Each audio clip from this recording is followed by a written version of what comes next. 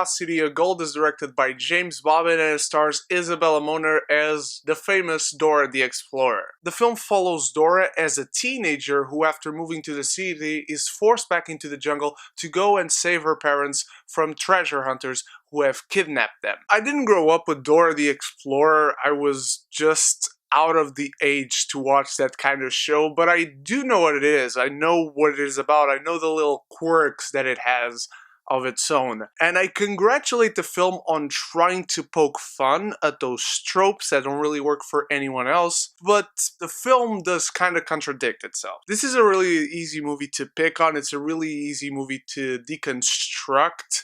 I will say this to keep a long story short. The film they are doing is really bad, but they do it in a very competent way. I like Isabella Moner in this role. I think she does the best she can. I think she makes this quote-unquote character her own as much as she can. This is not really a character that you can bite your teeth into and take a lot out of. It's Dora the Explorer. And the same applies to every other aspect of this film. It's Dora the Explorer. What else are you gonna do?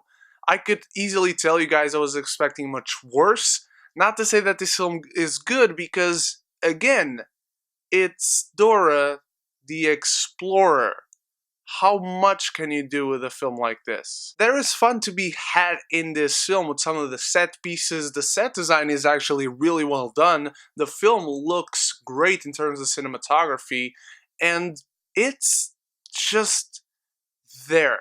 This film is not trying to please anyone it knows it won't please. This film knows what it is based on. It understands its source material. And does it really lend itself to live action?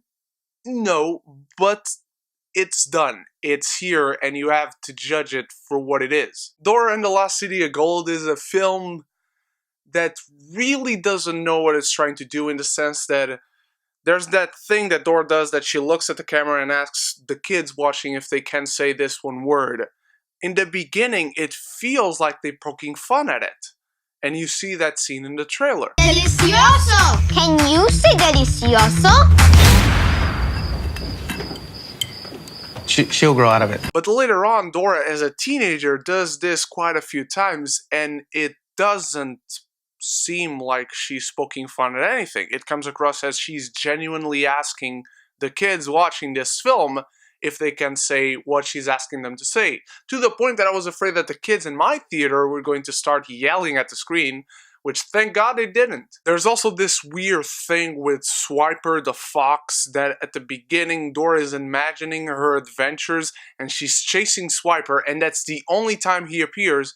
But later on, as she's a teenager and she's going on this mission to save her parents, Swiper just shows up, and apparently he exists. And he has existed all along. So is he the same Swiper as he was in Dora's imagining when she was a kid?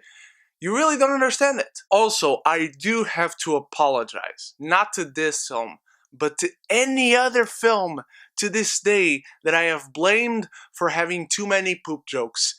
Me, and I think everyone else on earth, has got to apologize for ever complaining about quote-unquote too many poop jokes in a film, because if there is a movie that has ever had too many poop jokes, they haven't had as many poop jokes as Dora and the Lost City of Gold. This film basically lives on poop jokes. There's a musical number dedicating to poop.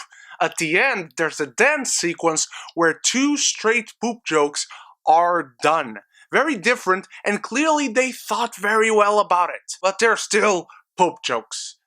Don't freaking do them. Easiest thing you can say about this film is that it's something bad that is done in a competent way. There really isn't anything to be angry at here. There really isn't anything worth dedicating much energy to. I'm giving Dora and the Lost City of Gold a D+.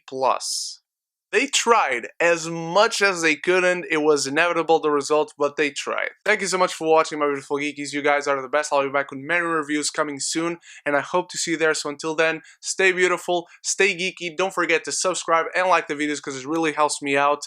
And love each other and love the movies.